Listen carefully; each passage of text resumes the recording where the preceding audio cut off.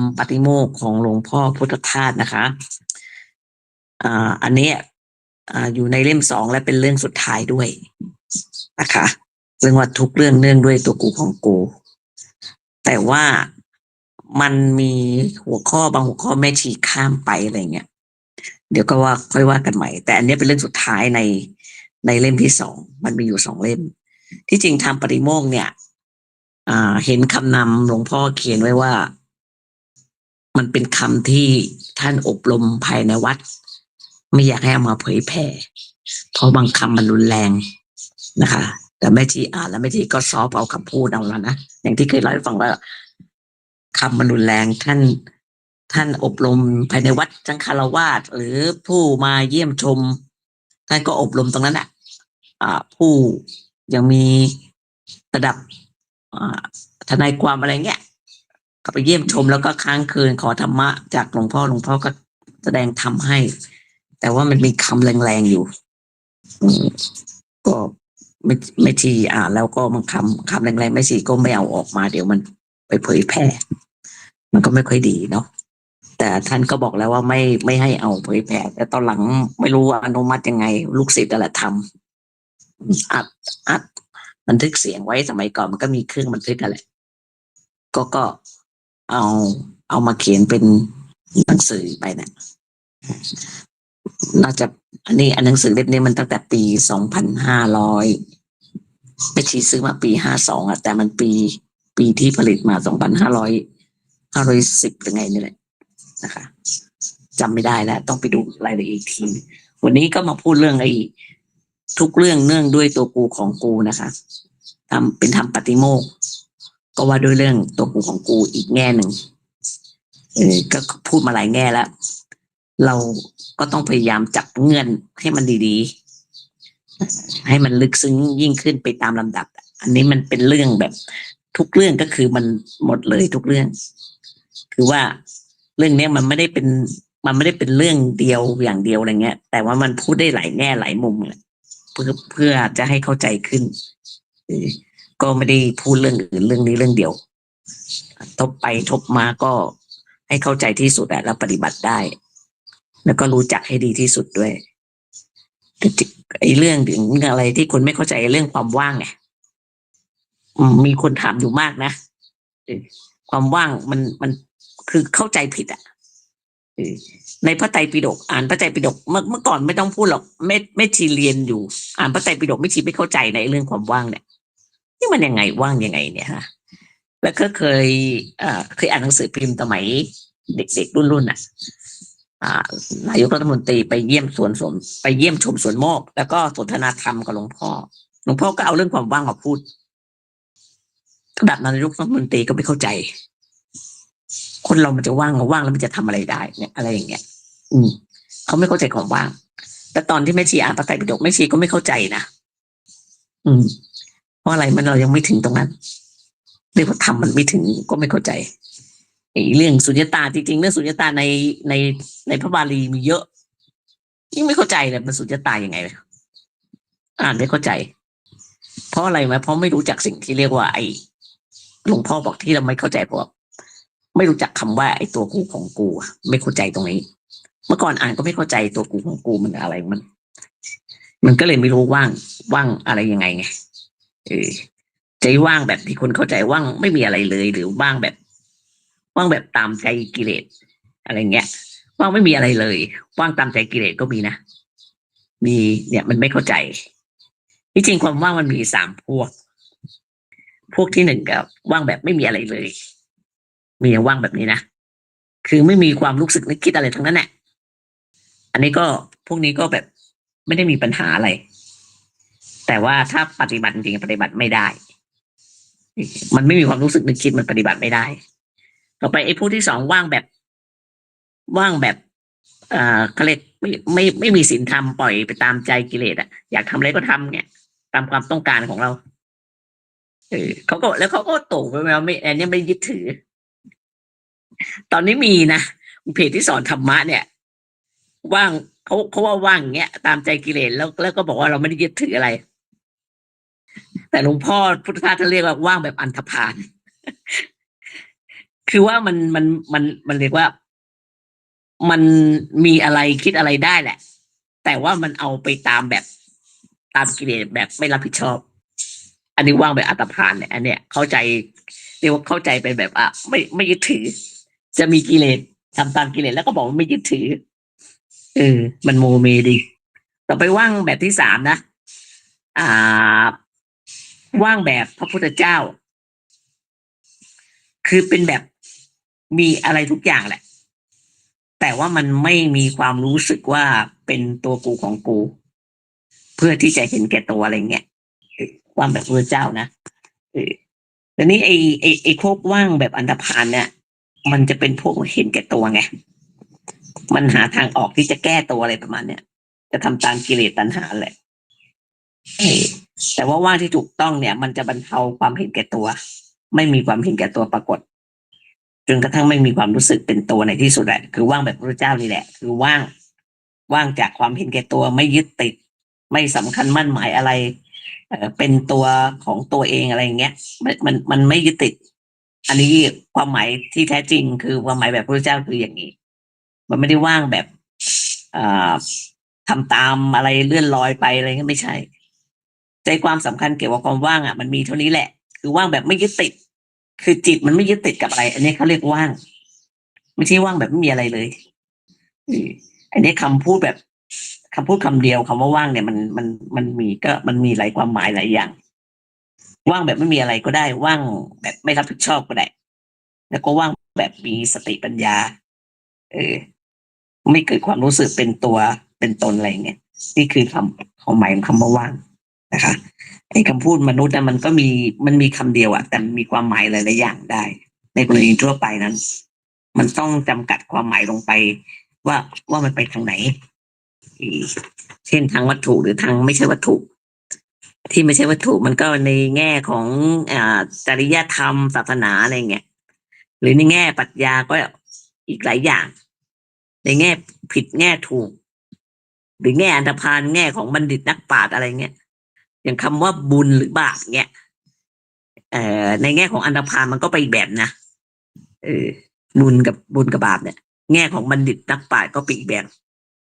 ก็จะเรียกบุญบาปเหมือนกันแม้แต่คำว่านิพพานก็มีหลายขั้นหลายชั้นนิพพานทางวัตถุก็มีคือร้อนคือของร้อนแล้วก็เย็นลงนิพพานของสัตว์เดรัจฉานก็มีคือมันหมดพยศหมดพิษร้ายอะไรเงี้ยแล้วก็นิพพานของคนก็มีหลายระดับด้วยของคนก็มีหลายระดับอย่างเช่นพวกเอากามารมณ์เป็นนิพพานก็มีหรือพวกหนึ่งเอาฌานสมาบัติเป็นนิพพานแต่นิพพานของพระเจ้าคือเอาความดับตัวกูของกูให้เย็นสนิทนี่แหละว่าเป็นนิพพานนั่นเองมันต่างกันอย่างนี้เนี่ยแม้ในหมู่มนุษย์ด้วยกันมันก็ต่างกันจะเอาไปเปรียบเทียบกับสัตว์หรือบุคคลมันก็เป็นคนละเรื่องเลยเนี่ยอันนี้เป็นหลักพื้นฐานอย่างนี้แหละทีนี้เรามาทบทวนคำว่าจิตว่างกันจิตว่างในลักษณะยังไงเมื่อนอนหลับหรือถูกยาสลบก็ได้ใครเคยเข้าโรงพยาบาลแล้วโดนฉีดยาสลบอะไม่ฉีดเคยโดนหลับไปปุ๊บเลย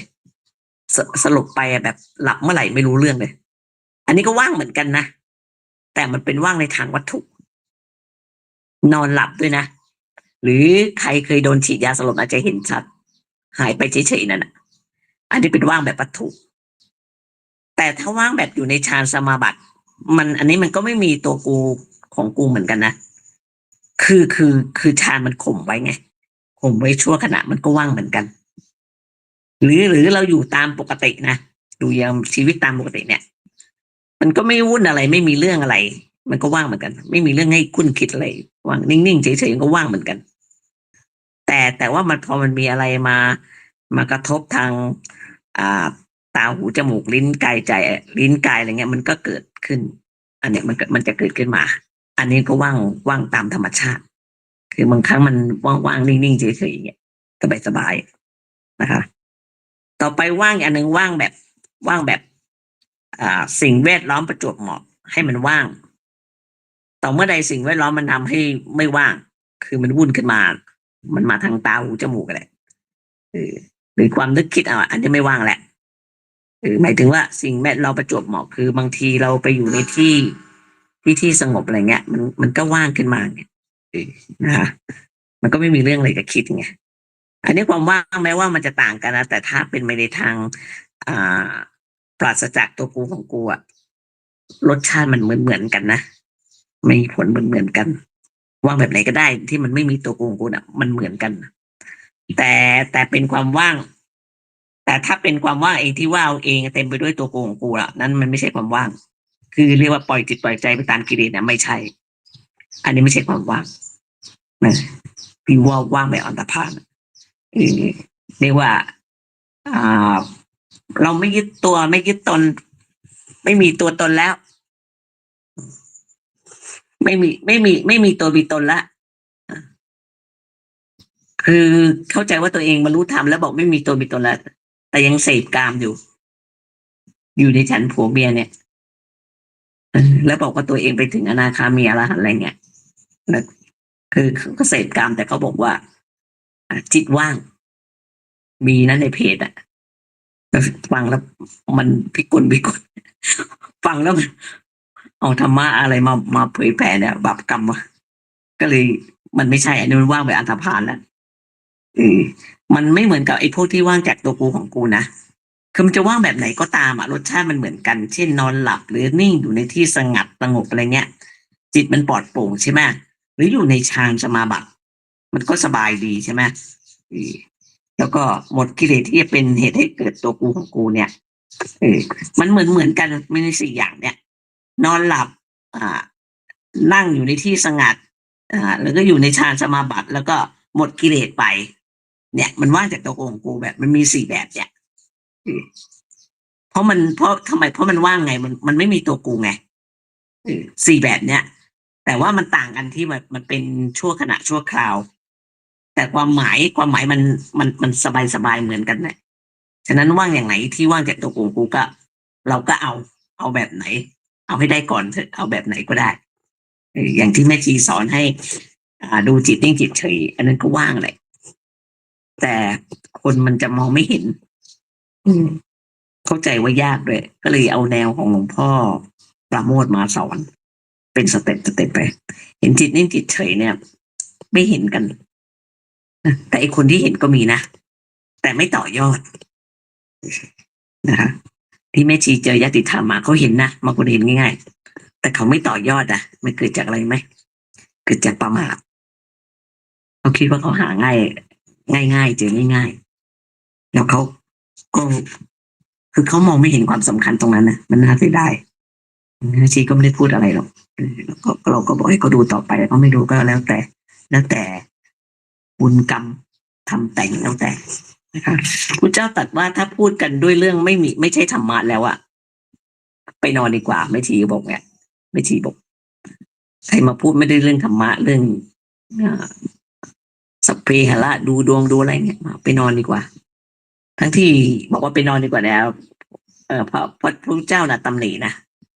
บอกว่าเป็นการนอนไม่เป็นของสมควรเออแต่ไปนอนเสียแหละในที่นี้หมายถึงว่ามันจะได้มีความว่างมั่ง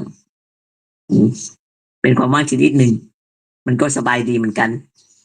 คนเรามันก็ชอบนอนอยู่แล้วแหละแต่ว่าเอามาเป็นความว่างหรือสุญญตาไม่ได้มันคนละแบบอืมนอนมันก็คือมันว่างดีกว่าดีกว่าจะมาพูดอะไรที่เรื่องทั้งโลกอะไรเงี้ยยิ่งเดี๋ยวนี้ไม่ชีขี้เกียจฟังมากเลยมาพูดเรื่องชีวิตครอบครัวเป็นเรื่องที่ไม่อยากฟังเลยนะมันถ้ามาถามปัญหาเกี่ยวกับการปฏิบัติ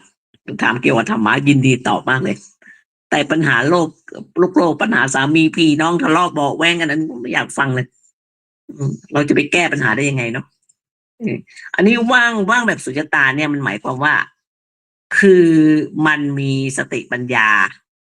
ที่จะทำลายตัวกูของกูลงไปเออทำลายตัวกูไปทีเดียวเลยนะจึงจะเป็นสุญญตาจริงๆคือไม่มีตัวกูของกูแล้วแม้ว่าจะอยู่ในฌานสมาบัติไม่เกิดตัวกูของกูมันก็ยังไม่เรียกสุญญตานะอยู่ในฌานสมาบัติก็ยังไม่ใช่นะเพราะว่าพอออกฌานแล้วมันก็เหมือนเดิมนะแต่ถ้าอาศัยสติปัญญาและอาศัยสติสัมปชัญญะและปัญญาเป็นเครื่องมือเนี่ย มันจะทำให้จิตว่างจากความรู้สึกที่เป็นตัวกูของกูเป็นตัวเป็นตนน่ะอย่างนี้เรียกว่าความว่างเป็นสุญญตาว่างชนิดเนี้ยเป็นความว่างแบบพระพุทธเจ้านะคะว่างแบบนี้ไม่ใช่ว่างแบบปล่อยไปเลยตามเลยอะไรเงี้ยไม่ใช่จะมีเรียกว่าอย่างในเพศมีเพศสัมพันธ์แล้วมันเกิดจากเราไม่คิดแล้วอะไรแล้วไม่ใช่ยังไงมันก็ค้านเลยจิตมันบอกมันไม่ใช่อันนี้เราก็มาทบทวนความว่างหลายๆแบบว่างที่แท้จริงนะมันต้องมีประโยชน์ที่เป็นธรรมะประกอบด้วยธรรมนั่นคือว่างจากตัวจากตนนะคะทีนี้มันมีปัญหาว่าไอ้ตัวกูของกูเนี่ยมันอยู่ที่ไหนเมื่อก่อนอ่านแล้วไม่เข้าใจไงมันเป็นยังไงมันเป็นยังไงแล้วเราก็แบบไม่รู้ไงอ่านไปอ่านมาก็ไม่อยากรู้เลยตัดบทมันซะแล้วก็คิดว่าไม่มีตัวกูของกูแล้วมันจะมีชีวิตได้ไงวะเมื่อก่อนคิดอย่างนี้นะตอนนี้มีคำตอบก็ตัดบทบอกว่าในพระอรหันต์น่ะพระอรหันต์ก็ไม่มีตัวกูของกูนะพระอรหันต์ท่านก็ยังไม่ตายเมื่อก่อนเข้าใจว่าไม่มีตัวกูของกูมันจะมีชีวิตได้ไงมันก็ต้องตายแล้วพระอรหันต์ทำไมไม่ตายพระอรหันต์ไม่มีตัวกูของกูบางทีก็เถียงเลยแบบว่าพระอรหันต์อาจจะมีตัวกูของกูแบบใดแบบหนึ่งก็ได้เนี่ยมันก็แบบไอ้คนที่ไม่รู้มันก็ว่าอย่างนี้ก็ว่าพระอรหันต์ก็ยังมีกิเลสอยู่อันนี้ก็ไม่ต้องพูดกันความสำคัญมั่นหมายว่าตัวกูของกูเนี่ยมันเป็นสิ่งที่กำจัดออกไปได้หรืออย่างน้อยก็ควบคุมให้มันเกิดให้น้อยที่สุดน้อยลงเรื่อยๆจนยากที่จะเกิดอย่างเนี้ยทำได้แต่ถ้าตัดออกไปได้เลยก็เป็นพระอรหันต์ก็เป็นก็แบบหมดหน้าที่ก็หมดหน้าที่สูงสุดอันไปแล้วแต่ถ้าเป็นปุถุชนเนี่ยเรียกว่ายังขุดรากเหง้าของตัวกูของกูไม่ได้เนี่ยมันก็ต้องคอยควบคุมมันโดยใช้สติสัมปชัญญะเป็นหลักในพุทธภาษิตมีพุทธภาษิตสอนพระโมคคัลลานะ ว่าสุญญโตโลกังอเวคขสุหมายความว่ากำลังกระทำอยู่พยายามอยู่จึงใช้คำว่าสมาสโตมีสติอยู่ทุกเมื่อในการเห็นว่าโลกเป็นของว่างคำว่ามีสติอยู่ทุกเมื่อก็คือกำลังฝึกอยู่พยายามมีสติอยู่ทุกเมื่ออย่าเผลอคืออย่าเผลอเห็นโลกเป็นตัวเป็นตนขึ้นมาให้เห็นโลกเป็นของว่างจากตัวตนอยู่เสมออันนี้สำนวนนี้มันดิ้นได้นะมันอาจจะพลิกไปว่ามีสติอยู่ทุกเมื่อหมายความว่าผู้ที่ตัดกิเลสได้แล้วหรือพระอรหันต์เท่านั้นมีสติอยู่ทุกเมื่อนะก็สำหรับเป็นพระอรหันต์เท่านั้นพระอรหันต์มีสติทุกเมื่อไหมนั่นแหละแต่พระเจ้าตัดเป็นกลางๆบอกว่าคือไม่ได้หมายถึงพระอรหันต์อย่างเดียวอาจจะเป็นผู้ยังมีกิเลสอยู่ก็ได้ก็มีสติอยู่ทุกเมื่อในการที่จะเห็นว่าไม่มีตัวตนนี้ส่วนผู้ที่หมดกิเลสแล้วก็เห็นอยู่ตลอดเวลาโดยไม่ต้องตั้งใจมันก็เห็นอยู่รู้สึกอยู่นั่นแหละรวมความแล้วว่าก็จงพยายามที่จะเป็นผู้มีสติอยู่เสมออย่าให้เผลอเกิดความรู้สึกเป็นตัวเป็นตนขึ้นมาได้ไม่ว่ากรณีใดอิริยาบถใดก็ตามนี่ปัญหาของเรามันเหลืออยู่ที่เรื่องไอ้ตัวกูของกูอย่างเดียวนี่แหละมันมีเรื่องนี้เรื่องเดียวตัวเห็นเป็นตัวเป็นตนน่ะมีตัวมีตนถามว่ามันยากไหมที่จะทำมันก็ยากเหมือนกันนะคะหมดตัวกูของกูก็เป็นพระอรหันต์นั่นแหละคือเราให้พยายามควบคุมแล้วก็ตัดรอนทอนลงไปให้มันสิ้นสุดเมื่อยังตัดรอนไม่ได้ก็ควบคุมอย่าให้มันอาละวาดขึ้นมาแล้วแยกให้เห็นว่าเป็นตัวกูแบบไหนแบบโลภแบบโกรธแบบหลงมันจะวนเวียนอยู่อย่างเงี้ย3 อย่างอยากได้นั่นได้นี่ก็เป็นแบบโลภเมื่อไม่ได้ก็เปลี่ยนเป็นโกรธกับพุทธร้ายขึ้นมาถ้าไม่มี2 อย่างนี้มันก็เป็นแบบโมหะเป็นโง่แบบสงสัยอะไรอย่างเงี้ยรำคาญอะไรอย่างใดอย่างหนึ่งเนี่ยเรียกว่าวันหนึ่งมันจะมีตัวกูชนิดไหนเกิดขึ้นมา พูดง่ายๆไอ้ตัวกูมันก็คือกิเลสนั่นแหละเออเรียกว่ามันมันมันกิเลสมันเป็นตัวกูไงมันเกิดความสำคัญตัวเองไงมันเกิดกิเลสขึ้นว่ามันเป็นตัวกูชนิดไหนมากเช่นบางคนมีความโลภเป็นเจ้าเรือนเออบางคนก็ชอบอยากดีอยากเด่นยกหูชูหางเออแต่ถ้าบางคนถ้าอยู่ทำงานร่วมกับบุคคลสองคนขึ้นไปเนี่ยมันจะมีตัวกูแบบโกรธอืมทำงานร่วมกันไม่ได้อย่างใจบางทีไม่ได้พูดกันก็โกรธกันได้นะนะมีนะส่วนใหญ่จะเป็นผู้หญิงอะไรเออไม่ได้ทำงานไม่ได้คุยกันเลยแต่โกรธกันได้เพราะมันไม่สบอารมณ์กันมันก็โกรธอยู่ในใจเออโกรธในใจนานๆเดี๋ยวก็ทะเลาะกันเดี๋ยวก็วิวาทกันจนได้นะครับอันนี้สำหรับไอ้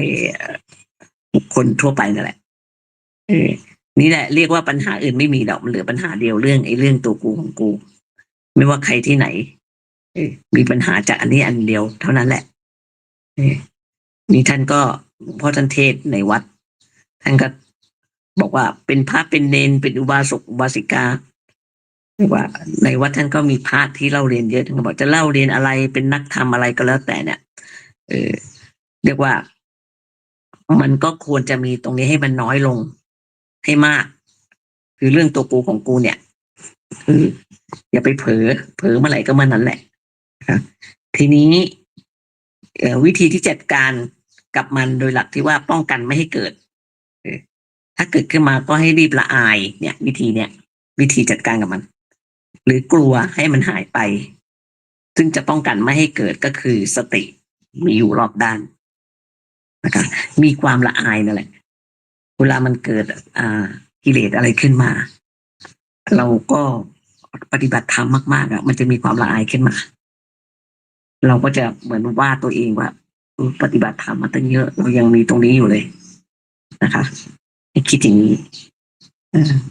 ไม่ทีโทสะเยอะพอปฏิบัติธรรมมาตั้งเยอะตั้งแยะเราก็ยังมีโทสะเกิดอยู่ดีเนี่ยมันก็ละอายใจไงมันก็ป้องกันไม่ให้เกิดเรื่องสตินี้มันมีมากมายหลายชนิดนะรวมความแล้วต้องมีสติป้องกันและสติเนี่ยมันต้องแยกเป็นมันมีแบบทั้งต่อหน้าและรับหลังคือยังไงรับหลังเช่นเราก็จะเลยกรรมฐานนั่นแหละอย่างใดอย่างหนึ่งพิจารณาอยู่เสมอพิจารณาสิ่งที่อ่ามันยังไม่เกิดเราพิจารณาดูพิจารณากับรับหลังป้องกันไม่ให้เกิดเราก็นั่งกรรมฐานนะ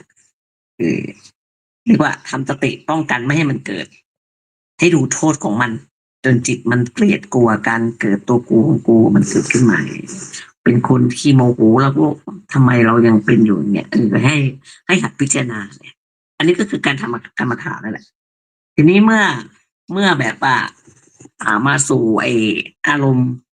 เข้ามาไอทางตาหูจมูกลิ้นกายใจมันเข้ามาเนี่ยก็ต้องเอาสติเข้ามาเกี่ยวข้องเหมือนกันนะคะเช่นคุณพจน์บอกว่าไปทำบุญทำอะไรอย่างนี้ใช่ไหมไปงานบุญอะไรก็แล้วแต่เนี่ยงานกฐินงานอะไรที่เขาคนเยอะๆมันจะต้องเจอไอ้เขาเรียกวิสภาคารมเนี่ยคืออารมณ์ที่มันมีอารมณ์หลากหลายอยู่ในนั้นไม่ว่าจะเป็นเรื่องอาหารเรื่องอาการจัดงานอะไรแล้วแต่อร่อยอาหารอร่อยบ้างไม่อร่อยบ้างเนี่ยเรื่องเพศด้วยอันนี้พูดถึงคนหนุ่มๆสาวๆเนี่ยนะที่ยังอันเนี้ยมีเรื่องเพศเข้ามาด้วย อันนี้ท่านอบรมกับพระนะพระหนุ่มๆในวัดเรียกว่าถ้ามันมีงานบุญงานอะไรเนี่ยให้มันจะมีเรื่องเพศเรื่องอาหารอร่อยบ้างไม่อร่อยบ้างมันก็ต้องมีสติล่วงหน้าป้องกันไว้ที่จะเผชิญกับอารมณ์ตรงนั้นอย่าไปเสียท่ามันเรียกว่ามีสติต่อหน้ามีสติรับหลังคือการเจริญสติใช่ไหมไม่มีอะไรมาเผชิญเนี่ยแต่ถ้าเมื่อต้องเผชิญเนี่ยต้องมีสติอยู่เรื่อยไปนะคะเหมือนแม่ชีไปอยู่วัดเมื่อปีที่แล้วพรรษาแล้วไปอยู่วัดเรียกว่าต้องไปเผชิญหน้ากับมันรู้ว่าจะต้องมีเรื่องที่จะต้องเผชิญมันต้องมีเพราะมันมีเจอคนหลากหลายขึ้นมาในนั้นปัญหาใหญ่อ่าสำหรับที่ท่านอบรมสำหรับพระในวัดนะ ปัญหาใหญ่ที่มันไม่มีอะไรมากกว่าเรื่องเพศตรงข้ามไม่จำเป็นต้องหนุ่มน้องสาวหรอกบางทีอายุเยอะก็เป็นพระเจ้าตรัสไว้ว่าไม่มีปัญหาอะไรสำหรับผู้หญิงนอกจากเรื่องผู้ชายและไม่มีปัญหาอะไรสำหรับผู้ชายนอกจากเรื่องผู้หญิงจริงเห็นไหมมีแต่เรื่องเสื่อมเสียทางศาสนาเนี่ยรูปรสกลิ่นเสียงโผฏฐัพพะธรรมารมณ์แยกเป็นอย่างๆไปมันต้องมีสติเผชิญกับสิ่งเหล่านี้ นี่ท่านเตือนพระนะมันเจอเพศตรงข้ามไงแล้วแต่ว่าจะเป็นหญิงหรือชายเรียกว่ามีสติต่อหน้าสติรับหลังก็อย่าให้ขาดมันพิจารณาอยู่เสมอให้เป็นโทษให้เห็นโทษอันเลวทรามของสิ่งเหล่านี้ด้วยนะเป็นโทษอันเลวทรามนะให้เกลียดกลัวอยู่เสมอเรียกว่าป้องกันไม่ให้เกิดนะคะเรื่องเพศตรงข้ามเนี่ยสำคัญที่บอกว่าพระหนุ่มๆเนี่ยจะเสียท่าผู้หญิงเยอะนะคะถ้ามันมีเกิดมันจะเกิดขึ้นมาในใจอย่างเงี้ยก็ให้เสียใจให้ละอายให้มากยังมีตรงนี้อยู่เนี่ยที่จริงเรื่องกิเลสนะมันง่ายมากนะแค่พอรู้ว่ากิเลสเท่านั้นก็หายได้ทันทีแล้วจริงๆแต่พอมันหายไปแล้วบางคนมันพอมันหายไปแล้วมันก็จะยังไงมันก็จะแบบประมาทก็อวดดีหายไปแล้วก็ถือตัวว่าตัวเองแบบเรียกว่ารู้เร็วหายดีแล้วอะไรเนี่ยแล้วก็เข้าใจว่าเป็นจิตว่างอีกยังไม่ใช่นะเข้าใจว่าจิตว่างอีกมันเรียกว่ารู้ตัวแล้วก็แล้วไปเนี่ยตรงเนี้ยเรียกว่ามันไม่แล้วไปถ้าเกิดว่ามันมีจิตที่มันคิดอกุศลเงี้ยมันต้องละอาย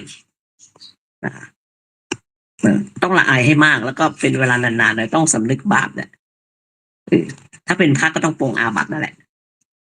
ให้ละอายอยู่เรื่อยๆมันจะป้องกันได้ไม่ได้ตัดบทว่าแล้วก็แล้วไปช่างหัวมันอย่างเงี้ยมันก็ยิ่งส่งเสริมให้เป็นอย่างนั้นมากขึ้นช่างหัวมันในที่เนี้ยก็คือเรียกว่ามันมีเหตุการณ์อะไรที่มันเกิดขึ้นแล้วเราแก้ไขไม่ได้เนี่ยเราก็ต้องช่างหัวมันแหละแต่ว่าถ้ากิเลสมันเกิดในใจมันช่างหัวมันไม่ได้นะอย่าลืมว่ากิเลสมันเกิดง่ายมากแต่ว่าเรารู้ว่ามันเป็นมารแล้วนั่นแหละมันก็จะหายไปทันทีนี่ว่าการปฏิบัตินั่นแหละมีกิเลสเกิดขึ้นในใจเนี่ยให้รู้ทันทีมันมีมารมันมีหลายอย่างเกิดขึ้นในใจตัวเองก็มีนะเกิดจากคนข้างนอกก็มีอันนี้ก็อย่าไปชะล่าใจว่าเรารู้เร็วเราเสร็จเร็วเนี่ยไม่ได้มันต้องเอามาเรียกว่ามาละอายใจมาเกรงกลัวให้มากคืออย่าให้มันมาอย่าให้มันมากขึ้นคือเรื่องตัวกูของกูเนี่ยมันเกิดเป็นประจำอยู่แล้วล่ะแล้วมันก็มากมายเกิดมาครั้งหนึ่งก็เป็นเรื่องหนึ่งเนี่ยเขาเรียกว่าวงจรปฏิจจสมุปบาทวงจรปฏิจจสมุปบาทคือมันเกิดเรื่องหนึ่งมันก็เกิดมาครั้งหนึ่งเป็นเรื่องหนึ่งเนี่ยเช่นมีคนเกิดขึ้นมาแล้วก็มีความทุกข์เนี่ยมันก็เสร็จเป็นเรื่องหนึ่งใช่ไหมเรียกวงจรปฏิจจสมุปบาทรอบหนึ่งวันหนึ่งมีหลายรอบเผลอเมื่อไหร่ก็เกิดมานั้นแต่ถ้าสติมามันก็ไม่เกิดหรือบางทีเกิดได้ครึ่งหนึ่งแล้วหันหลังกลับก็มีเช่นมีผัสสะเกิดขึ้นผัสสะตาเห็นรูปกันแล้วกันเห็นผู้หญิงสวยใช่หนูเป็นผู้หญิงสวยก็คือผัสสะเกิดขึ้นแล้วมีเวทนาก็เกิดเวทนารู้สึกชอบไม่ชอบอะไรเนี่ยก็ต้องมีสติรู้เท่าทันเลยรู้เท่าทันในเวทนานั้นไม่ปรุงแต่งเป็นปัญหาและอุปทานต่ออันนี้เรียกว่ายังไม่มีปฏิจจสมุปบาทนะคือมีเวทนาขึ้นมาแล้วรู้สึกทันท่วงที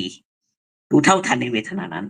อันนี้แล้วก็ไม่ปรุงแต่งต่อไปอีกเลยจบตรงนั้นเลยอันนี้เรียกว่าปฏิจจสมุปบาทไม่มีนะเพราะมันไม่ครบรอบมันไม่ได้ครึ่งท่อนนะมันแบบไม่มีดีกว่า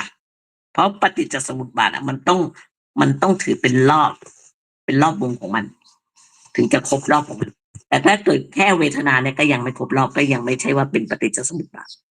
เออต้องถือว่าในกรณีที่เผลอสติแล้วเกิดทุกข์จึงจะเรียกว่าปฏิจจสมุปบาทปรุงแต่งเป็นตัณหาอยากได้ประทานยึดมั่นแหละเออแต่ถ้าเพียงครึ่งเดียวเพียงเวทนาเนี่ยแล้วรู้สึกตัวยังไม่เรียกว่าปฏิจจสมุปบาทคือยังเป็นผู้มีสติอยู่นั่นเองเออคือเรียกว่าคือเสียได้เพียงเวทนาได้เพียงเวทนาแต่โดยมากความหมายมันแยกกันตรงที่ว่าไอ้ปฏิจจสมุปบาทสมบูรณ์เนี่ยเรียกว่ามันมีความโง่ตลอดสายเลยเช่นตากระทบรูปหูกระทบเสียงเนี่ยด้วยอวิชชามันก็ยังไม่อยู่มันเป็นไปตลอดสายมันจะต้องมีสติเมื่อตากระทบรูปหูกระทบเสียงแล้วก็มีวิชามีความรู้ลังตัวเอาไว้ได้เพียงแค่เวทนารู้ว่าอะไรเป็นเวทนาแล้วก็หยุดชะงักไว้ไม่ปรุงแต่งให้มันเป็นตัณหาอุปทานทำอย่างนี้เรียกว่าตาเห็นรูปก็สักแต่ว่าเห็นน่ะถ้าหนุ่มเห็นผู้หญิงสวยมาทำบุญเนี่ยก็สักแต่ว่าเห็นได้ยินเสียงเพลงเพราะก็สักแต่ว่าได้ยินมันก็รู้อยู่แค่นั้น มันไม่เลยไปเป็นตัณหาและอุปทานคือไม่มีความอยากได้แล้วก็ยึดมั่นในสิ่งที่เราเห็นอะไรเงี้ยแต่ถามว่ามันยากไหมมันยากนะเพราะอะไรรู้ป่ะมันเกิดเร็ว อืมมันเร็วมากอ่ะจิตมันเกิดดับเร็วไงถ้าเกิดว่าไอ้ปฏิจจสมุปบาทมันเกิดช้านะมันก็ป้องกันได้นะป้องกันได้เกือบทุกคนนั่นแหละถ้ามันช้าแต่นี้มันเร็วมันไวไงไม่รู้ตัวมั้งไม่รู้ตัวเองเลยมันเป็นเรื่องของจิตซึ่งมันมีความไวฉะนั้นมันต้องอาศัยตัวหนึ่งคือความไม่ประมาทคือถ้าข้างหน้าข้างหลังต่อหน้ารับหลังแหละข้างหน้าก็คือป้องกันโดยวิธีถูกต้องหลายๆชั้นหลายๆแบบข้างหลังคือสำนึกผิดละอายใจเป็นพระกำลังปฏิบัติธรรมอยู่เจอผู้หญิงสวยนึกชอบนึกอะไรขึ้นมามันต้องหวนคิดแล้วมันน่าละอายใจเรียกว่าถ้าอยู่ยังไม่ประมาทมันก็ดีเรียกว่าเป็นไปเพื่อขูดเกลาไอ้ตัวกูของกูตลอดเวลาแล้วก็ป้องกันตลอดเวลาคือทำความรู้สึกตัวไว้เรื่อยๆมันก็ป้องกันได้เมื่อมันไม่เกิดนานๆเข้านะมันก็ขูดเกลาด้วยทำให้สิ่งนั้นขาดปัจจัยแต่ถ้าเราไม่ไปทำผิดบ่อยๆถ้าเราไปทำผิดบ่อยๆมันก็เคยชินไงเหมือนกับบ่มให้มันแรงขึ้นเนี่ยเนี่ยถ้าเราไปทำผิดบ่อยๆเนี่ยเราเคยชินขึ้นมาไม่เป็นไรไม่เป็นไรอย่างเงี้ยเราก็ต้องป้องกันตลอดเลยมันกลับว่าไปทำลายมันไปตัดหนทางมันไม่ไปบ่มมันก็มีทางที่จะล่อยหล่อไปก็คือใช้สติทั้งนั้นแหละก็คือการปฏิบัติเลยนี่แหละอย่าไปคิดว่าไอ้ตัวกูของกูเป็นเรื่องที่อยู่ที่ไหนก็ไม่รู้จริงๆมันอยู่กับเราตลอดเวลาแหละบางทีที่มีการเห็นรูปฟังเสียงดมกลิ่นลิ้มรสอะไรสัมผัสเนี่ยก็นึกถึง เนี่ย เรานึกถึงวันคืนมันก็ล่วงไปอย่างนี้แหละตาหูจมูกลิ้นกายใจมันทำหน้าที่ของมันถ้าเป็นโง่ก็ทำให้เกิดทุกข์ถ้าฉลาดมันก็ไม่ทุกข์แต่พูดจริงๆเราก็เคยชินมาตั้งแต่เกิดอ่ะไม่เคยรู้สึกไม่เคยนึกคิดไม่เคยควบคุมใช่ไหมไม่เคยรู้จักไอ้ตัวกูของกูด้วยซ้ำมันก็แก้ไขเรียกว่ามันขนาดนี้มันก็แก้ไขยากแล้วขนาดแม่ชีเรียนยังไม่เข้าใจตัวกูของกูมันเป็นยังไงอ่านก็ไม่เข้าใจนะมันก็ต้องเกิดจากการปฏิบัติเราไม่เข้าใจเราไม่เคยควบคุมไม่เคยสอนเด็กไม่เคยสอนลูกหลานเรียกว่าวัฒนธรรมไม่ดีถ้าวัฒนธรรมดีวัฒนธรรมดีของชนชาติใดของชาติหนึ่งเนี่ยถ้าดีนะสิ่งเหล่านี้ก็จะมีไม่มากเพราะมันถูกห้ามปรามถูกอบรมสั่งสอนตั้งแต่เด็กๆมันก็ยังดีกว่าจะไม่ต้องพูดยุคสมัยนี้ยุคสมัยนี้ส่งเสริมลูกหลานปล่อยไปตามต้องการเลยสิทธิเสรีภาพสบายมากถูกปล่อยปละละเลยในทางจิตวิญญาณพ่อแม่ก็ปนเปื้อนเงินทองอย่างเดียวนะคะเห็นมาคนรอบข้างมันก็มีปัญหามากขึ้นเป็นธรรมดาแหละ มันไม่มีความควบคุมตัวเอง ก็ไปบูชากิเลสเอากิเลสเป็นตัวเองเนี่ยเด็กตัวนี้ก็ดื้อนะมีความดื้อวันนั้นแล้วก็ไม่เข้าใจอะไรผิดอะไรถูกเนี่ยเขาก็ไม่ยอมทำตามคำแนะนำหรอกคือจะมาสอนตอนโตไม่มีทางเดี๋ยวว่าเขาก็แข่งกันประกวดประขันในเรื่องจะดีจะเด่นนั่นแหละกิเลสมันก็ไม่ลดหูลดหางหรอกมันอยากจะดีจะเด่นอย่างเดียวแต่ในทางธรรมแล้วเนี่ยเดี๋ยวนี้ไม่รู้ยังไงนะแต่ในทางธรรมสมัยของหลวงพ่อเนี่ยเขาบอกว่าโอกาสที่จะอวดดีอวดเด่นอ่ะมันแทบไม่มีเลยนะเรียกว่าเขาก็สอนไม่เรียกว่าในทางธรรมแล้วนะทำดีทำเด่นอะไรอย่างเงี้ยนะเขาก็เรียกว่าไม่ให้ใครรู้ด้วยซ้ำถ้าดีจริงอ่ะดีไม่จริงมันจะอวดเขาถ้าดีไม่จริงเนี่ยไปอวดถ้าเป็นพระต้องปรับอาบัตินะเดี๋ยวนี้ไม่รู้บางทีก็ไม่ค่อยรู้นะเรียกว่า แต่ถ้าดีไม่จริงไปอวดเนี่ยมันก็พระต้องปรับอาบัติถ้าเป็นคนนี่ก็แทบไม่ใช่เลย ถึงขนาดนี้เลยนะในทางธรรมเรียกว่าทำความดีโดยไม่ให้คนอื่นรู้ว่าทำดีคนที่ปฏิบัติมากๆเนี่ยเรียกว่าทำไมไม่ให้คนอื่นรู้ กลัวคนมานับถือยกย่องแล้วมันก็เกิดกิเลสทันทีมันก็บอกเป็นอันตรายเนี่ยพระวัดป่าเนี่ยเขาท่านถึงอยู่ป่าไงท่านไม่เอาเลยกลัวถ้าบรรลุแล้วไม่ต้องไปอวดใครเลยกลัวไอ้ลาบสกาละนั่นแหละตัวทำลายเลยนะตัวพอกพูนกิเลสยุคสมัยนี้มันก็เปลี่ยนไปแหละสมัยนี้มันก็เปลี่ยนไปมากแล้วก็มันก็มีแต่อยากจะให้คนเขายกย่อง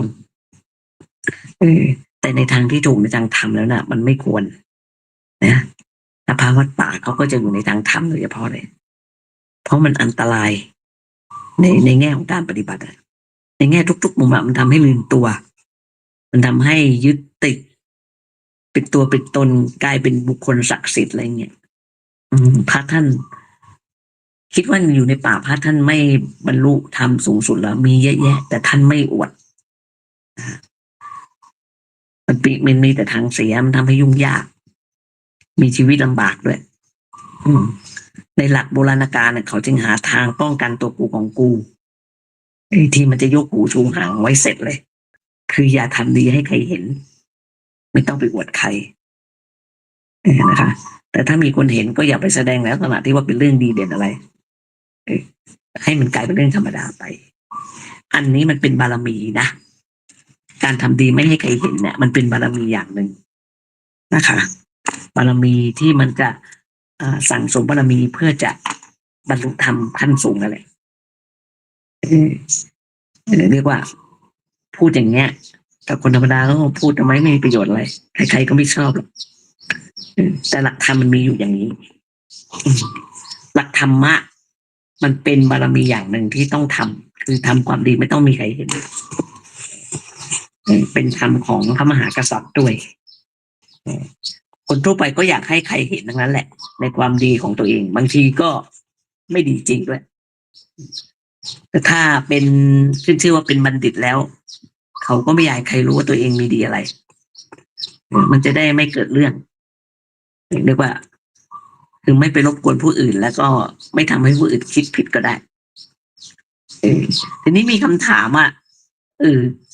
ถ้าทำดีไม่ให้ใครรู้ไม่ให้ใครเห็นแล้วเราจะสอนทำไมแล้วไม่มีใครเห็นแล้วเราจะเอาตัวอย่างได้ยังไงมันมีคำถามนะเอาตัวอย่างมายังไงในทางความดีเพราะไม่มีใครรู้ไม่มีใครเห็นคำตอบก็คือว่าตอบแบบกำปั้นทุบดินเลยก็ถือเอาตัวอย่างในการที่ไม่อวดใครนั่นแหละอย่างหลวงพ่อพุทธทาสนี่แหละท่านก็ไม่ได้ไปอวดใครมีคนเห็นเองเรียกว่าเอาตัวอย่างตรงเนี้ยไม่อวดใครนั่นแหละมาเป็นตัวอย่างผู้ที่ทำเป็นตัวอย่างก็ทำในตัวอย่างที่จะไม่อวดนะ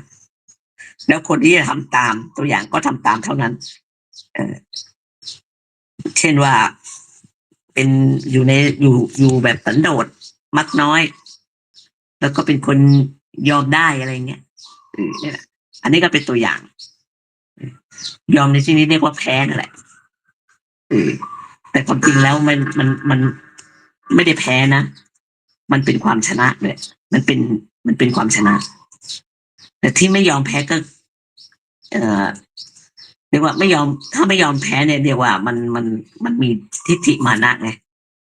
คนยอมก็จะเงียบไปทำในสิ่งที่ถูกไม่ต้องให้ใครมายกย่องสรรเสริญอะไรเขาเรียกว่าเป็นพระในแง่เป็นพระคือมันทำให้ไม่เกิดเรื่องข่มใจตัวเองได้คำว่าพระในที่นี้นะละทิฏฐิมานะได้ ส่วนคนชนะเรียกว่าเป็นมารอะไรในเรื่องตัวกูของกูโดยตรงเลยที่เรียกว่าแพ้เป็นพระชนะเป็นมารน่ะความหมายเป็นอย่างนี้ไม่ใช่เคยพูดแล้วนะเรื่องแพ้เป็นพระชนะเป็นมารถ้าเป็นเรื่องของพระก็คือไม่มีตัวกู ไม่มีตัวกูของกูเกิดในขณะนั้น มันก็ยอมได้ ยกตัวอย่างในสมัยพุทธกาลพระพุทธเจ้านิพพานใหม่ๆพระอานนท์โดนคนนู้นคนนี้มาปรับเรียกว่าปรับอาบัติเรื่องอะไรนี่แหละว่าท่านเป็นอย่างนั้นเป็นอย่างนี้ไม่มีพระพุทธเจ้าแล้วพระอานนท์โดนเล่นงานทั้งที่ท่านก็ไม่ได้ทำแล้วก็ไม่มีเจตนาที่จะทำด้วยโดนปรับในที่ประชุมสงฆ์เลยพระอานนท์ทำยังไงท่านก็ยอมอย่างเดียวท่านก็รู้ตัวท่านไม่ได้ทำท่านก็ยอมหมดทุกอย่างยอมให้ลงโทษอะไรก็ได้ แสดงอาบัติยังไงก็ยอมหมด อันนี้ตัวอย่างพระอานนท์คือเรียกว่ายอมหมดทั้งที่ตัวเองก็ไม่ได้ทำอันนี้ยกเป็นตัวอย่างที่ดีเนี่ยนี่เป็นสมัยพุทธกาลเนาะแต่เดี๋ยวนี้ไม่มีแล้วนะเดี๋ยวนี้ไม่มีใครยอมหรอกผิดยังไม่ยอมเลยเป็นฝ่ายถูกยิ่งถ้ายิ่งเป็นฝ่ายถูกยิ่งไม่ยอมใหญ่เลยเรื่องอะไรจะยอมถูกเพราะการไม่ยอมรับการไม่ยอมนั้นมันเป็นคนมองว่าการไม่ยอมรับเป็นคนที่ผิดนะไอ้เรื่องถูกมันก็เลยหายไปนะมันขัดคุณเปล่าเพราะไอ้การไม่ยอมนี่แหละเรื่องไอ้ตัวกูของกูมันเป็นอย่างนี้มันก็มีแบบมีมากทุกคนทุกแห่งมันมีเรื่องยอมไม่ยอมเนี่ยเรื่องอยากดีอยากเด่นเป็นเหตุไม่ยอมที่มันไม่ยอมเพราะอะไรมันอยากดีอยากเด่นเพราะเข้าใจว่าถ้ายอมแล้วมันก็ไม่ดีแล้วมันก็ไม่เด่นยอมแล้วมันก็ไม่ดีไม่เด่นแต่ความจริงแล้วมันจะดีกว่าเด่นกว่าแต่มันไม่มีใครเห็นอันนี้มันเป็นเรื่องของจิตวิญญาณนะมันก็พูดยากนะครับเป็นเรื่องของการจิตวิญญาณและเป็นบารมีด้วยบารมีที่สั่งสมเอาไว้เป็นคุณธรรมที่จะต้องสั่งสมเพื่อจะไปเป็นเพื่อจะบรรลุธรรมเป็นพระอรหันต์ยิ่งพระโพธิสัตว์นี้ต้องสั่งสมบารมีที่พูดมาเนี้ยมันไม่ใช่เรื่องของใครโดยเฉพาะนะแต่มองให้ลึกก็เห็นว่ามันเป็นเรื่องธรรมชาติมนุษย์ในโลกนี้มันเป็นอย่างนี้ทั้งนั้นแหละไม่ว่าจะเป็นพุทธบริษัทหรือศาสนาไหนก็ตามเรียกว่าเป็นเรื่องของคนโดยกฎเกณฑ์ของธรรมชาตินั่นแหละดังนั้นถ้ามองให้เห็นว่าเรื่องไอ้ตัวกูของกูเนี่ยมันไม่ใช่เรื่องพุทธศาสนาโดยเฉพาะนะแต่มันเป็นเรื่องของคนทุกศาสนาในโลกนี้ไม่ว่าศาสนาไหนใจความมันตรงอยู่ที่ว่ามันทำลายตัวกูของกูหรือไอ้ความเห็นแก่ตัวทั้งนั้นเลยศาสนาอื่นก็มีให้ฉลาดเก่าเห็นแก่ตัวก็คือไอ้ตัวกูของกูนั่นแหละนะคะชาวพุทธเราก็อย่าไปคิดว่าศาสนาพุทธของฉันต้องดีกว่าศาสนาอื่นแล้วก็พยายามเอาเรื่องต่ำๆของศาสนาอื่นมาเปรียบเทียบเนี่ยเรื่องต่ำๆที่ไม่ใช่หัวใจของศาสนาเขาเนี่ยเอามาเปรียบเทียบกับของเราเพื่อให้เราดีกว่าอะไรเงี้ยอันนี้เป็นตัวกูของกูที่จัดมากเลยนะของตัวอีต้องเด่นต้องอะไรเงี้ยเนี่ยบางทีศาสนาก็เป็นเหตุให้เกิดตัวกูของกูได้ขนาดนี้เลยนะที่จริงศาสนาอื่นเขาก็มุ่งหมายถ้าไปอ่านศาสนาอื่นนะมุ่งหมายที่จะกำจัดเรื่องตัวกูของกูเหมือนกันแต่เขาใช้วิธีความเชื่อวิธีอะไรที่เป็นเรื่องของเขาแหละมันเป็นเรื่องปลีกย่อยเรื่องปลีกย่อยมันไม่ใช่เรื่องศาสนานะไม่ใช่หัวใจของศาสนาเขาด้วยมันก็มีแฝงอยู่ในทุกศาสนานั่นแหละ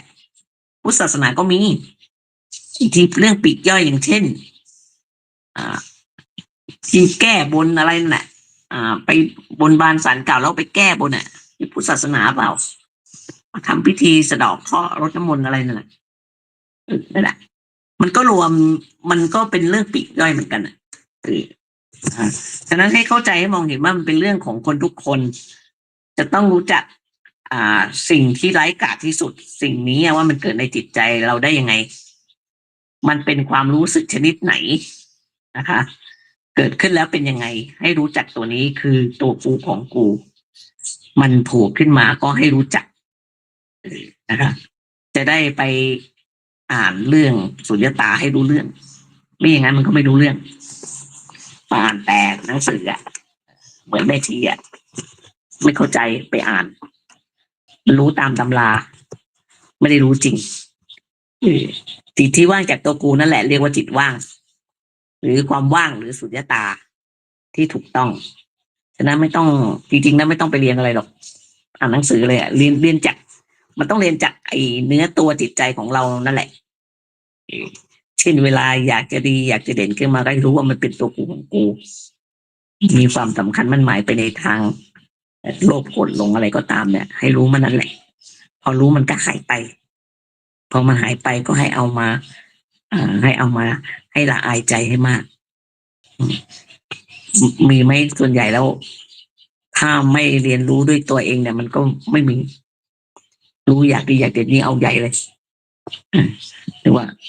ถ้าเรารู้ตัวเร็วเนี่ยเราก็จะมีความรู้สึกละอายใจก็เสียใจให้มากมันทำอย่างนี้เท่านั้นแหละตลอดวันตลอดคืนตลอดปีเลยเรียกว่าถ้าจิตมันผิดปกติให้สันนิษฐานว่าเกิดเป็นตัวกูของกูทันทีเนี่ยแล้วมองดูในแง่โลภะโทสะโมหะมานะอะไรก็ตามเนี่ยมันก็พบทันที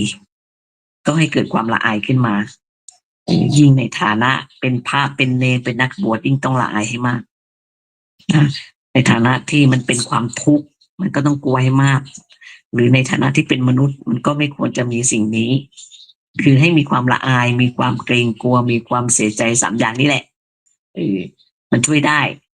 ถ้าไม่มีสามอย่างนี้ดูมันไม่มีทางเลยนะโลภโกรธหลงเนี่ยมันก็แบบว่ามันหมดฮิริโอตปปะไม่มีฮิริโอตปปะมันก็เกินไปไม่มีตัวนี้มันทำอะไรเร็วๆได้หมดนะเรื่องฮิริโอตปปะไม่ใช่เรื่องเล็กน้อยนะอย่าไปประมาทว่าเป็นธรรมเล็กน้อยอย่างเรียนนักธรรมก็สอนว่าฮิริโอตปปะสติสัมปชัญญะขันติโสรจะเป็นเรื่องธรรมะเบื้องต้นเนี่ยเขาสอนอยู่ในนี้นั้นนะว่าโกวาทที่จริงนะเป็นเรื่องที่ทำให้คนเป็นพระอรหันต์นะจริงฮิริโอตปปะขันติเนี่ยเป็นบารมีที่สำหรับจะบรรลุธรรมบารมีของพระโพธิสัตว์ด้วยมันเป็นเรื่องสูงสุดนะแค่มีฮิริโอตปปะอย่างเดียวก็เป็นพระอรหันต์ได้แล้วเพราะมันมีความละอายเนี่ยเกรงกลัวทุกครั้งที่ทำผิดทำบาปเนี่ยมันละอายนะมันไม่มีใครเห็นหรอกแต่เรารู้ไม่มีใครเห็นแต่เราเห็นตัวเราเองไงเรียกว่าละอายให้มากๆมันจนแบบผิดน้อยลงจนไม่มีความผิดเลยจะรักษาฮิริโอตปปะได้ก็ต้องมีอาศัยสติด้วยนะสติสัมปชัญญะไอ้สองอย่างเนี้ยมันจะช่วยกันมันผัดกันรักษามันประกบยึดโยงกันไอ้ฮิริโอตปปะกับสติสัมปชัญญะเนี่ยมันจะประกบยึดโยงกันเห็นไหมคือมันมีสติสัมปชัญญะมันก็เกรงกลัวมันรู้ว่ามันผิดแล้วเรียกว่ามันต่างฝ่ายต่างทำหน้าที่รักษาซึ่งกันและกันจนกระทั่งมีไอ้นี่ด้วยขันติโสจักโสรจักความอดทนอดกลั้นต่อสิ่งยั่วยุอะไรต่างๆขันตินี่ธรรมของพระมหากษัตริย์เลยนะธรรมะเพียง2 หมวดเนี่ยก็เพียงพอแล้วสำหรับจะเป็นพระอรหันต์เป็นหัวใจด้วยนะคะธรรมะหมวดอื่นมันเป็นเรื่องปลีกย่อยไปฉะนั้นเรียกว่าฮิริโอตปปะเนี่ยมันขูดเกากิเลสต้องไปเรียนกันใหม่เลยว่ามันขูดเกากิเลสยังไง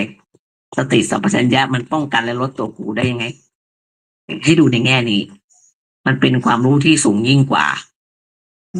ชั้นเอกชั้นอะไรทำชั้นเอกชั้นพิเศษอะไรอีกมันเป็นชั้นพระอรหันต์นุ่นนะคะอันนี้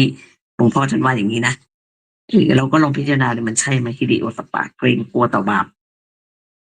พระอรหันต์จะไม่ทำบาปจะไม่ทำตามกิเลสด้วยพอมีกิเลสปุ๊บท่านละอายทันทีเนี่ยเรียกว่าขันธ์ห้ามันมีอยู่แหละแต่ว่าถ้ามันเกิดกิเลสปุ๊บมันจะหยุดเลยเพราะมันเกิดจากความ มันมีสติปุ๊บมันก็เกิดความละอายกิเลสนะฮะดูหิริตปะที่มันอยู่ในตัวในเนื้อในตัวเราเนี่ยดูสติสัมปชัญญะก็มีอยู่ในเนื้อในตัวเราเนี่ยไม่ต้องไปดูในหนังสืออันนี้ยืนยันไม่ชีดูหนังสือไม่ชีไม่เข้าใจมันต้องดูในตัวเราเราก็ต้องดูให้ลึกซึ้งด้วยให้ละเอียดด้วยให้มันเห็นว่ามันร้ายกาจหรือมันวิเศษยังไงแล้วมันจะแก้ตัวกูของกูได้ยังไงป้องกันแก้ไขยังไงคือจะตัดทอนกำลังของตัวกูของกูอยู่เรื่อยๆวันหนึ่งมันก็จะขาดศูนย์ไอ้ความเคยชินที่เกิดมันก็จะไม่เกิดอีกมันก็จะมีนิสัยสันดานที่หมดจดจากตัวกูของกูมันก็เป็นขันธ์ห้าที่บริสุทธิ์มันจะเกิดขึ้นได้เพราะเหตุนี้คือมันสิ้นเชื้อสิ้นความเคยชินที่จะเกิดมันจึงไม่เกิดอีกต่อไปมันก็เลยว่างอย่างแท้จริงตลอดเวลาไม่ใช่ว่างประจวบเหมาะว่างเพราะคุมไว้หรือว่างเพราะนอนหลับแต่มันเป็นการว่างที่แท้จริงเพราะมันขาดเชื้อหรือความเคยชินมันก็ไม่เกิดวุ่นขึ้นมาอีกก็ต้องเรียกว่าเรียนจากข้างในใจของเราเนี่ยแหละที่พระเจ้าตรัสว่ามันอยู่ในร่างกายยาววานาคืบที่ยังมีชีวิตอยู่นิพพานก็ตามวัฏฏะสงสารก็ตามเหตุให้เกิดวัฏฏะสงสารก็ตามทางให้ถึงนิพพานก็ตามตีอย่างนี้มันอยู่ในร่างกายยาววานาคืบที่ยังเป็นที่ยังไม่ตายไม่ใช่ซากศพเนี่ยมันอยู่ตรงนี้ค่ะเป็นอันว่าเรียกว่าเรียนอ่านหนังสือมันก็เป็นเพียงแค่ศึกษาวิธีแต่สำหรับเรียนจากของจริงคือร่างกายนี้เท่านั้นเราก็เรียนกันมาเยอะฟังกันมาเยอะแล้วนะฟังเทศฟังธรรมมาเยอะเรียกว่าถึงเวลาจะต้องเรียนจากร่างกายนี่แหละพูดถึงเนี่ยคนส่วนใหญ่ชอบเรียนนะเห็นไอ้มหาจุฬาเนี่ยเรียนกันเยอะเรียนพระไตรปิฎกเดี๋ยวนี้พระไตรปิฎกไม่ต้องอ่านหนังสือไม่ต้องพกหนังสือแล้วมันมีแผ่นซีดีเปิดมาได้เยอะแยะก็เป็นหนอนหนังสือพระส่วนใหญ่ก็เรียนกันทางนี้นะวัดที่แม่ชีเคยไปประจำพรรษาเนี่ยท่านก็เรียนแต่ท่านไม่ได้ปฏิบัตินะคำหลวงพ่อท่านว่าเป็นพวกหนอนหนังสือแต่ไม่มีทางรู้ความหมายจริงๆไปได้ก็เปรียบเหมือนแบบคำโบราณเขาว่าไอ้จวักตักข้าวผ่อนรู้รสแกงหมายถึงคนโบราณเขาเรียกจวักใช่ไหมคนเดี๋ยวนี้ก็เรียกทัพพีมันตักแกงตักอะไรแต่มันไม่รู้รสก็เปรียบเทียบตรงนั้นคือเรียนหนังสือแหละแต่ไม่ได้ปฏิบัติมันก็เป็นประมาณนี้หรือคำโบราณของชาวอินเดียบอกว่ากบในสระบัวไม่รู้กลิ่นหอมของดอกบัวเช่นเดียวกับคนเราอยู่ด้วยหนังสือหรือพระไตรปิฎกเนี่ยหรือบางทีก็อยู่ในธรรมชาติอันสงบนะแต่มันก็ไม่รู้ความหมายของสิ่งเหล่านี้ในสมัยใหม่เขาก็ว่านอนหนังสือไม่รู้จักหนังสือไอ้หนอนตัวหนังสือหนอนหนังสือเนี่ยมันไม่รู้จักหรอกมันก็กินหนังสือไปให้พุนไปเลยปวกอะไรจนเป็นเขาเรียกว่าถ้าอย่างคือเรียนอย่างเดียวแล้วก็ไม่ปฏิบัติมันเป็นความประมาทประมาทในโอกาสนั่นแหละแล้วก็มาพูดความประมาทหน่อยความประมาทเนี่ยมันเกิดจากการทำงานเนี่ยมันจะมีความประมาทเกิดขึ้นทำอะไรก็ตามนั่นแหละเรียกว่ามันจะมีความประมาทเกิดขึ้นเราจะทำการทำงานอะไรก็ได้ทีนี้เราจะทำการทำงานโดยที่ไม่ให้มีความประมาทเกิดขึ้นคือเป็นผู้ไม่มีความประมาทอยู่เสมอเรียกว่าเป็นผู้มีธรรมะข้อนี้ก็คือความไม่ประมาทความไม่ประมาทก็คือเราก็ไม่ต้องทำอะไรดิถ้าทำอะไรขึ้นมามันมีความประมาทอันเนี้ยมันเป็นคำถามที่มันแบบอันตรพาลไม่ต้องทำอะไรไปนอนเสียจะได้ไม่ประมาทยิ่งไปกันใหญ่เลยพวกเนี้ยไปนอนมันก็ยิ่งประมาทไปกว่าเดิมอีกคือมันมีความขี้เกียจมีแต่ความโง่เขลาแค่นั้นแหละมันก็ประมาทกว่าเดิม ฉะนั้นก็ต้องทำอะไรชนิดที่เป็นเหตุทำอะไรก็ที่ไม่เป็นเหตุให้เกิดกิเลสนะเช่นตาเห็นรูปหูได้ยินเสียงเนี่ยมันเป็นทางให้เกิดกิเลสอยู่แล้วแต่ไม่ให้มันเกิดให้รู้เท่าทันมันรู้เท่าทันมันไม่ที่จะไม่ให้มันเกิดนี่แหละเรียกว่าเกิดความไม่ประมาทขึ้นมาเรารู้เท่าทันมันไงเพราะฉะนั้นมันก็เราไม่ต้องไปทำอะไรให้ตาบอดหูหนวกหรอกไม่ต้องเว้นแต่ว่าถ้าพูดเป็นสำนวนนะตาดีก็ทำเหมือนตาบอดหูดีก็ทำเหมือนหูหนวกอะไรเงี้ยหมายความว่าอย่าไปรับอารมณ์มาปรุงแต่งเป็นตัวกูของกูแต่ให้มันได้เห็นได้ยินได้ดมได้อะไรเนี่ยเป็นธรรมดาของมันนั่นแหละแต่อย่าให้มันมีผลเป็นตัณหาอุปทานนั่นแหละไม่ได้หมายถึงไปทำให้ตาบอดหูหนวกนะไม่ใช่มันเป็นเรื่องบ้าๆบอๆทำแล้วก็บรรลุนิพพานไม่ได้หรอกแต่ถ้าหูหนวกตาบอดทางจิตวิญญาณเนี่ยมันใช้ได้มันดีด้วยหูหนวกทางจิตวิญญาณไหมหูหนวกตาบอดทางจิตวิญญาณไปคือมันไม่ปรุงแต่งให้มันเกิดสังขารเป็นตัณหาอุปทานเรียกว่าหูหนวกตาบอดทางจิตวิญญาณมันก็มีค่านะคะเหมือนกับมันไม่ทำงานตามกิเลสตัณหาเนี่ยคือไม่ปรุงแต่งเป็นความทุกข์คุณฟังยากไหมมันก็ดูฟังยากแต่บางทีมันก็ไอ้สิ่งเดียวกันบางทีมันก็ฟังก็เป็นศัตรูบางทีมันก็เป็นมิตรบางทีก็เป็นศัตรูอยู่ที่เราจะใช้ถูกใช้ผิดแหละฉะนั้นใครมีตาหูจมูกลิ้นกายใจอย่างมิตรหรือศัตรูก็เลือกเอามันได้เป็นทั้งมิตรทั้งศัตรูนะเราก็ต้องระวังอย่าให้มันเกิดเป็นตัวกูของกูพระเจ้าตรัสว่าตถาคตเกิดขึ้นในโลกเพื่อความสุขและประโยชน์เกื้อกูลแก่สัตว์ทั้งหลายทั้งเทวดาและมนุษย์ธรรมะคือระเบียบปฏิบัติธรรมะของตถาคตมีอยู่ในโลกเพียงใดก็เป็นประโยชน์ความสุขเกื้อกูลแก่สัตว์ทั้งหลายทั้งเทวดาและมนุษย์อยู่เพียงนั้นพวกเธอจงประกาศศาสนาเพื่อประโยชน์ความสุขเกื้อกูลแก่สัตว์โลกและทั้งเทวดาและมนุษย์หมายถึงความเมตตาความเอ็นดูของพระเจ้านี่แหละความเมตตาปราณีที่ให้มีแก่สัตว์ทั้งหลายเนี่ยด้วยธรรมะที่ตรัสรู้นั่นแหละแล้วสั่งสอนมีใจความเพียงว่าอย่าเกิดตัวกูของกูขึ้นมาในชีวิตประจำวันแล้วก็มีความเป็นอยู่ผาสุกสะดวกสบายทำประโยชน์ตนประโยชน์ท่านได้โดยไม่ต้องหวังอะไรตอบแทนชีวิตอย่างนี้แหละเรียกว่าความไม่ประมาทนะคะดังคำที่พระเจ้าตรัสก่อนนิพพานนี่ว่าคำสุดท้ายเป็นพุทธภาษิตคำสุดท้ายได้บอกว่าพวกเธอจงอยู่ด้วยความไม่ประมาทเถิดคำสุดท้ายเลยนะฉะนั้นจึงเตือนว่าต้องอยู่ด้วยความไม่ประมาทคำว่าความไม่ประมาทนี้ให้ถือว่าเป็นคำพิเศษใช้คำอื่นแทนไม่ได้มันไม่สมบูรณ์เช่นว่ามีสติก็ไม่ประมาทแต่ว่ามันยังไม่สมบูรณ์นะแต่คำว่าไม่ประมาทเนี่ยมันเต็มหมดเลยไม่มีอะไรขาดเลยเพราะเมื่อไม่ประมาทแล้วมันทำถูกต้องหมดเรียกว่าไม่ประมาทไม่ใช่ประมาทเฉยๆนะไม่ใช่ประมาทแบบแค่นึกคิดเอานะมันต้องไม่ประมาทแล้วก็อยู่ด้วยความไม่ประมาทด้วยกระทำอยู่ด้วยความไม่ประมาทฉะนั้นจึงได้ครบหมดฉะนั้นความไม่ประมาทมันแปลเป็นภาษาอังกฤษไม่ได้เช่นเดียวกับคำว่าธรรมะต้องใช้คำบาลีไปตามเดิมก็สะดวกดีไม่ประมาทตามตัวหนังสือเนี่ยนะในตามตัวหนังสือแปลว่าไม่มัวเมาตัวหนังสือแปลว่าอย่างนั้นแต่ความหมายมันเยอะไปหมดแหละบางเล่มก็แปลว่าเลินเล่อกลายเป็นเหลือนิดเดียวฉะนั้นอย่าไปแปลดีกว่าอัปปมาทะความไม่ประมาทประมาทะความประมาทไม่ต้องแปลก็รู้ความหมายแล้วความไม่ประมาทนี้มันมีความหมายมากมายมหาศาลนะตั้งแต่มีสติแล้วก็มีความรู้ที่ถูกต้องก่อนแล้วก็มีสติที่จะรักษาความรู้ที่ถูกต้องนั้นไว้มีความขยันขันแข็งไม่ขี้เกียจแล้วก็ไม่ทำผิดพลาดไม่สับเพร่าไม่เลินเล่อรวมอยู่ในคำว่าไม่ประมาทเพียงคำเดียวฉะนั้นเป็นอยู่อย่างนี้มันใช้ได้เรียกว่าไม่ประมาทโดยมีสตินำหน้าอยู่เสมอ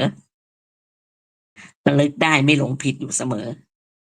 ขยันขันแข็งอย่างยิ่งในหน้าที่นั้นไม่สับเพร่าเลินเล่อไม่มัวเมาไม่มีอะไรที่เป็นของแทรกแซงเข้ามา